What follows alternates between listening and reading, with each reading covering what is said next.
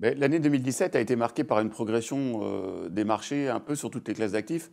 Alors, on a eu des marchés actions d'abord qui ont été très soutenus un peu sur toutes les géographies. Ils ont été soutenus notamment grâce à une bonne dynamique de l'économie mondiale et des révisions à la hausse un petit peu partout, ce qui nous donne sur les différents marchés mondiaux des progressions des actions comprises entre 10 et 30% en monnaie locale.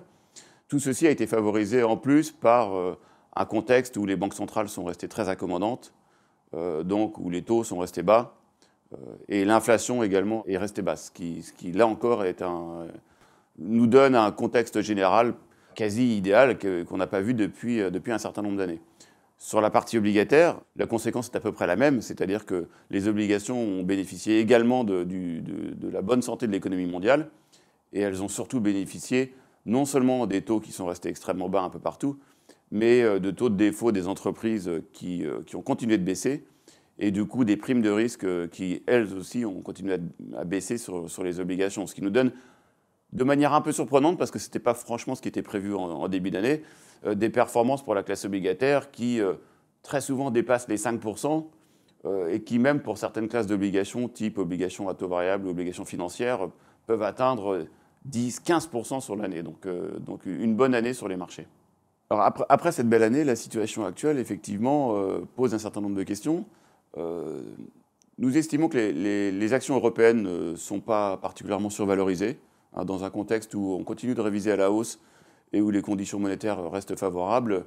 Le marché actions européen a une valorisation un tout petit peu supérieure à sa moyenne, mais qui ne nous choque pas. Le constat n'est pas tout à fait le même sur les marchés américains. Janet Yellen a confirmé lors de sa dernière présentation que les conditions financières et que les conditions économiques aux États-Unis étaient bonnes, et elle a nettement révisé en hausse la plupart des indicateurs pour 2018. Qu'est-ce qui nous reste comme bonne surprise à attendre aux États-Unis? À notre sens, pas grand-chose. Donc beaucoup de choses ont déjà été achetées et sont sans doute intégrées dans des valorisations américaines qui sont très élevées et qui sont au plus haut depuis un certain nombre d'années. Donc on a plutôt des inquiétudes sur le marché américain. Et évidemment, ces inquiétudes, elles se déversent un peu sur le marché européen, puisqu'on sait très bien que si jamais le marché américain corrigeait un peu, ça aurait un impact sur les actions européennes. Le deuxième élément important de l'année 2018, ça pourrait être le retour de l'inflation. Aujourd'hui, elle est relativement peu anticipée. Les banquiers centraux n'en parlent pas vraiment, ou en tout cas, ils ne la voient pas venir. En revanche, ce qui est clair, c'est que tous les éléments sont réunis pour qu'elle revienne aux États-Unis.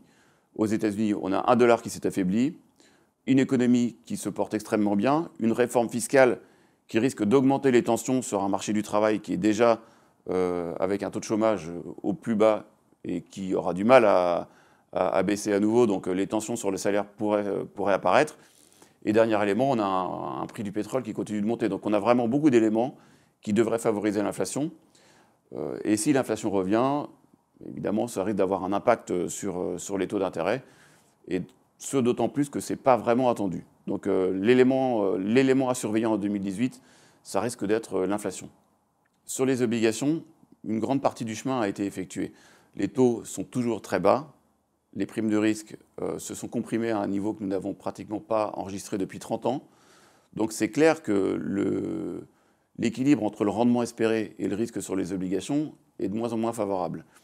Au final, donc nous avons diminué le risque sur la partie action en prévision d'un éventuel retour de volatilité au début de l'année 2018, mais nous avons également commencé à réduire un peu notre exposition sur les obligations, sur la partie la plus haut rendement, qui est susceptible d'être la plus volatile en cas de correction sur les marchés actions.